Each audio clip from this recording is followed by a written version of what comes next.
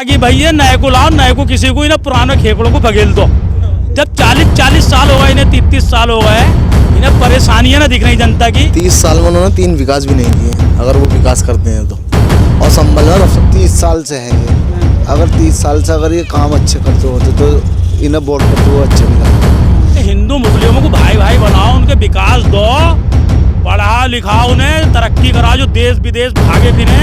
और जनता वही कहे भाई ये हो के आए यूपी के फला जिले के। अगर घर से नवाज हम निकलेंगे, अगर किसी स्कूल में भी जाकर शिक्षा देंगे तो शिक्षा अच्छी हो जाएगी। चाहती है संभल की आवाम शिक्षा चाहती है, ट्रांसपोर्ट नगर चाहती है, मेडिकल चाहती है, रोडवेज चाहती है। आप रोडवेज जाकर देख लिए कल बारिश में, ये उनके अखिलेश के दौर में उन्होंने लैपटॉप दे दिए तुम्हें। योगी ने तो तुम्हें 2.5 लाख के मकान दे दिए, वो तुम्हारे घर के हैं। जिसे हम हमारी मर्जी है, हम जिसे देंगे उसे देंगे।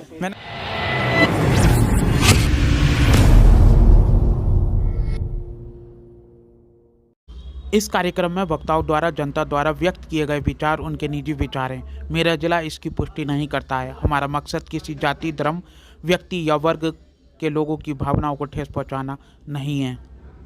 नमस्कार, मैं राहुल कुमार और आप देख रहे हैं मेरा जिला टीम आज पहुंची है जनपद संभल में, और संभल का रुझान जानने के लिए यहां पर हम जानेंगे कि आखिर जो मतदाता हैं वो किन मुद्दों के साथ यहां पर चुनाव डालेंगे। अगर बात की जाए तो हम दीपासराय में हैं, और दीपासराय में समाजवादी का गढ़ कहा जाता है, और समाजवादी के गढ़ में आखिर किन मुद्दों के साथ यहां पर चुनाव डाले जाएंगे, इसीलिए हम यहां पर कुछ लोग मौजूद हैं, उनसे जानने की कोशिश करेंगे कि आखिर जो विधानसभा के चुनाव जिस तरह से लहर चल रही है वो किस तरह लहर चल रही है। तो क्या नाम है सर आपका? मोहम्मद फरीद। जो फरीद जी, ये बताइए कि 30 साल में क्या नाम है यहाँ पर जो समाजवादी का गढ़ कहा जाता है, इस गढ़ में इस बार किसकी लहर है? ये तो भैया ऊपर वाला जाने किसकी लहर है। वोट डालने वाले वोट डालेंगे। किन मुद्दों के साथ वोट डालेंगे आप? ये तो विकास के ऊपर डलेगा, जो विकास करेगा उस पर वोट डलेगा। हम तो इस तरह पे। अच्छा, क्या क्या विकास हुआ है संभल में? संभल में एक भी विकास ना आज तक ना है। 30 साल के 35 साल के पीरियड में कोई विकास ही ना है। और जिन्हें विकास याद हो तो वो भैया संभल से मेरे पास को आ जाओ। तुम देखने के लिए आए संभल में विकास हुआ है क्या नहीं? वो तो भैया मेरठ में ही देख लेते, फोटो वीडियो तो मेरी पड़ी हुई है। अच्छा, ये बताइए संभल के जो मेन मुद्दा है, जैसे कि रेलवे स्टेशन का यहाँ मुद्दा गिनाया जाता है, और क्या ना यूनिवर्सिटी का मुद्दा गिनाया जाता है, और अगर बात की जाए यहाँ का रोडवेज की खस्ता हालत है, क्या इतना 30 साल में ये पूरा नहीं हो पाया? कैसा महसूस कर रहे हैं संभल के लोग? ये संभल के लोग जो कर रहे हैं भैया, ये तो पढ़े हुए बता सके। मैं अनपढ़ आदमी हूँ, बिल्कुल अंगूठा छाप हूँ, एक ड्राइवर लाइन का आदमी हूँ, तो ये तो बता सके हैं। मैं क्या बता सकूँ? मैं पढ़ा लिखा होता तो अभी तुम्हें पढ़ के बताता। अच्छा, क्या नाम है आपका? अल्दुनिया। अच्छा, ये बताइए, आप युवा हैं, युवा का फोकस किधर? युवा का फोकस इस बार बदलाव की तरफ है संभल में, और संभल में जो बदलाव करेगा उसकी तरफ जाएंगे अब हम। किस तरीके का बदलाव चाहते हैं?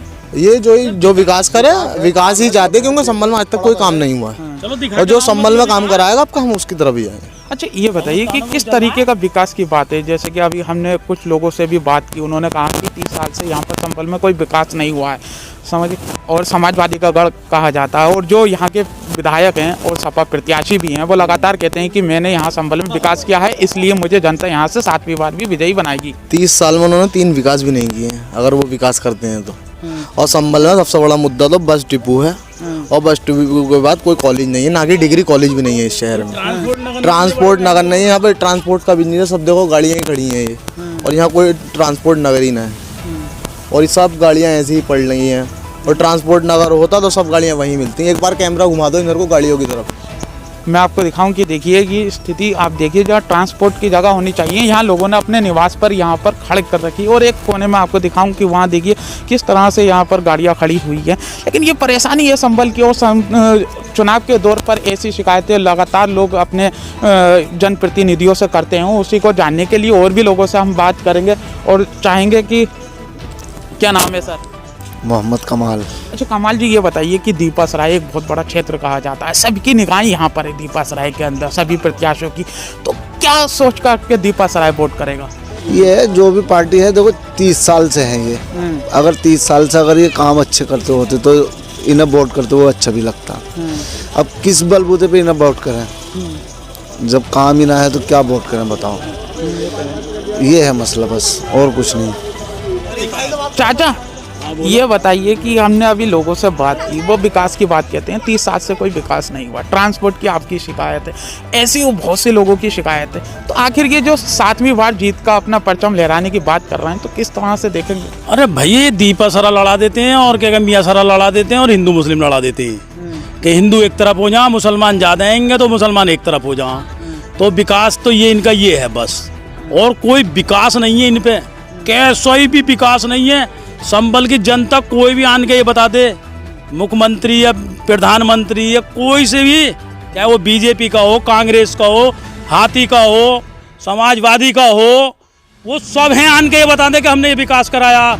एक अस्पताल बनवा गए थे मुलायम सिंह के दौर में, एक सरकार में हमारी, राम गोपाल यादव, तो उसकी मशीनें भी जरा काकू ले गए। हम तो बेपड़े आदमी भैया, मशीनें सुना, मशीनें ही ना, उसमें परेशानी है बहुत। बच्चों को, हिंदू मुसलमान सिख ईसाइयों को सबको ही परेशानी है। कोई बचा हुआ ना इस जगह, सवाल मेरा नहीं है अकेले का है, ना हिंदू बचा हुआ, ना मुसलमान बचा हुआ, ना सिख बचा हुआ।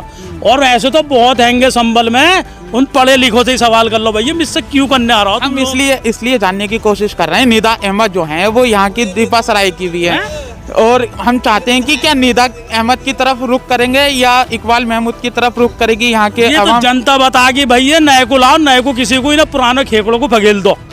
जब 40 साल हो गए इन्हें, 33 साल हो गए, इन्हें परेशानियां ना दिख रही जनता की। ये बच्चे स्कूलों को जाते, पढ़ते लिखते, इन पे इनके पल्ले, इन्हें रोटियों के पल्लेदार, इनके आज मंडी में कोई काम ना, घरों में पड़े हैं सब, फीसें देने को पैसे ना। 5वें दर्जे तक स्कूल है, एक मैडम पढ़ा हुआ है, जा देखा इतने गहरे गड्ढे स्कूलों में, देख लो, चलो मैं दिखा कर लाऊं, 12 साल से टंकी बंद देख लेंगे हम। अच्छा, और भी मुद्दे जो हैं आपके, क्या मुद्दे हैं? हमारे मुद्दे तो विकास के हैं, जनता को विकास दे दे संभल की, बात खत्म। क्या उत्तर प्रदेश में जिस तरह से राजनीति चल रही है, अखिलेश यादव कह रहे हैं कि समाजवादी के दौर में बहुत अच्छा हमने विकास किया है और हमने लैपटॉप भी बांटे हैं। यहाँ योगी कह रहे हैं कि हमने, इसका जवाब मैं दूंगा, तुमसे न दिया जाएगा। तुम तो यार पढ़े लिखे हो, तुम मेरे पास को आ क्यों रहा हो? हम तो यही तो जानने की कोशिश कर रहे हैं कि जनता के मन में इस बार है क्या। मुलायम सिंह के दौर में, ये उनके अखिलेश के दौर में उन्होंने लैपटॉप दे दिए तुम्हें। योगी ने तो तुम्हें 2.5 लाख के मकान दे दिए। वो तुम्हारे घर के हैं या बाहर के हैं? अब उनने भी अपनी सरकार में दे दिए, उन्होंने भी अपनी सरकार में दे दिए। अबे हिंदू मुस्लिमों को भाई भाई बनाओ, उनके विकास दो, पढ़ा लिखा उन्हें, तरक्की करा, जो देश विदेश भागे फिरे। और जनता वो कहे भाई ये हो के आए यूपी के फला जिले के तो विकास, ये बाईपास है, ये पूरा करा दो। 15 साल हो गया अभी बाईपास पूरा नहीं हुआ। अभी ये रोड जो जा रहा है मदरसे से होता हुआ, ये दिल्ली रोड पे मिल रहा है। आज तक कोई भी देखने नहीं आता, कई दफे नपाई भी हो गई, आज तक बना ही नहीं है। अच्छा, हम तो ये चाहते हैं भाई ये बाईपास बन जा। एक समस्या और है, हमने ये देखा है कि यहाँ अस्पतालों की सबसे बड़ी कमी है। दूसरी चीज़, अगर कोई व्यक्ति अगर बीमार पड़ जाए, अगर उसको दिल्ली ले जाया जाए, तो रात को कोई यहाँ से मुरादाबाद को छोड़ के कहीं और जगह के लिए अस्पताल की जगह ये है, केजरीवाल हैंगे पूरे अस्पताल में, संभल का आदमी सब दिल्ली गुजरिया। क्या बात हो, डॉक्टर ना है? अगर ये चाहते नेता तो सब यहाँ विकास हो जाता, यहाँ सब अस्पताल हो जाते भाई। करे कौन? आज तक किसी ने कुछ नहीं करा। वोट दे के खड़े हो जाए, आज तक ये रोड नहीं डाली, हमारा रोड पड़ जाए। ये 15 साल में आज तक रोड नहीं पड़ा, आधा रोड डाल दिया, आधा ऐसे पड़ा पूरा। ये दिल्ली रोड मिल गया, दिल्ली रोड ये पूरा। कोई अस्पताल ना है, सब मरीज दिल्ली को जा रहे हैं, आधे हापुड़ मर जाए, आधा गाजियाबाद मर जाए। वापस ले आओ ना। संभल में होता तो भाई है इलाज हो गया होता। शिक्षा को लेकर संभल किस तरह से? शिक्षा का भी कोई अच्छा ध्यान नहीं है। अगर ये चाहे तो जाके शिक्षा भी सही कर सकते हैं स्कूलों में जाके। अगर घर से नवाब साहब निकलेंगे, अगर किसी स्कूल में भी जाकर शिक्षा देंगे तो शिक्षा अच्छी हो जाएगी। एक इंटरव्यू ले ले शिक्षा का जाके, बालकों का, मास्टरों का, सबका शिक्षा दे दो। शिक्षा का कहाँ है? शिक्षा पढ़ा हुआ बताओ मैं, शिक्षा अच्छा, और भी हम यहाँ लोगों से बात करेंगे, क्योंकि अगर बात की जाए तो संभल में खेल ग्राउंड किस तरह से हैं युवाओं के लिए। सर, सबसे पहले हम ये जानना चाहते हैं कि यहाँ पर युवा हैं, ज़्यादातर युवा हैं, और देखते हैं कि अगर हम अमरोहा की बात करें तो वहाँ से मोहम्मद शामी निकले हैं। तो यहाँ युवाओं के खेलने की क्या व्यवस्था दी है आज तक? 30 साल यहाँ कोई भी व्यवस्था नहीं है, ना कोई यहाँ स्टेडियम है और ना कोई भी ऐसी सुविधा है जो पब्लिक के लिए हो। बहुत आप थोड़ी सी दूर 30 किलोमीटर चले जाइए चंदोसी, वहाँ देखिए SM कॉलेज की फील्ड कितनी बड़ी है। वहाँ लोग आर्मी में भी भर्ती होते हैं रनिंग कर कर, और स्पोर्ट्स में भी भर्ती होते हैं। हाँ, वहाँ जाकर देखिए कि एक छोटी सी चंदोसी और वहाँ के दर्जा राज्य मंत्री एक वहाँ मुख्यालय वहाँ लेकर चली गई बहजोई, और जिला जज जो बैठते हैं चंदोसी बैठते हैं। इससे अच्छा तो हमारा मुरादाबाद था, मुरादाबाद हमें पास पड़ता था, मुरादाबाद से सब काम होते थे। और विकास की बात तो ये है, हमारे जो यहाँ से MLA हैं 36 बार के MLA, उन्हें ये सोचना चाहिए कि संभल की आवाम क्या चाहती है। संभल की आवाम शिक्षा चाहती है, ट्रांसपोर्ट नगर चाहती है, मेडिकल चाहती है, रोडवेज चाहती है। आप रोडवेज जाकर देख लिए, कल बारिश हुई थी तो आपने भी देखा होगा, इतना पानी था, आप सवारी को कितनी परेशानी होती है। ये सोचना चाहिए हमारे विधायक जी को, क्या वो जीत कर जाए तो कोई भी विधायक जीत कर जाए तो काम करे, विकास करे। मैं ये नहीं कहता कि हम ये नहीं, जिसका वोट है, जिसे दिल करेगा उसे वोट देंगे। क्या जनता इस बार 30 साल के हिसाब को लेकर वोट डालेगी? जी हमारे नेताजी ने सही कहा है, जो इन्होंने कहा है वो सही है बिल्कुल। आपके मन में क्या है? हमारे मन में तो कुछ इनाम तो बैठे हुए हैं, जो मन क्या करेगा। सोच के वोट करेंगे? अरे सब सोच ही है, सब सोच ही है। विकास को ले जिसे हम हमारी मर्जी है, हम जिसे देंगे उसे देंगे। मैंने कोई गलती तो ना करी? ये दीपा सराय नहीं। अच्छा, मुद्दे यहाँ के दीपा सराय वालों के क्या है? क्योंकि सभी की निगाह यहाँ दीपा सराय में लगी है, क्योंकि डॉक्टर साहब का क्षेत्र कहा जाता है। वो हमारे नेताजी बताएंगे।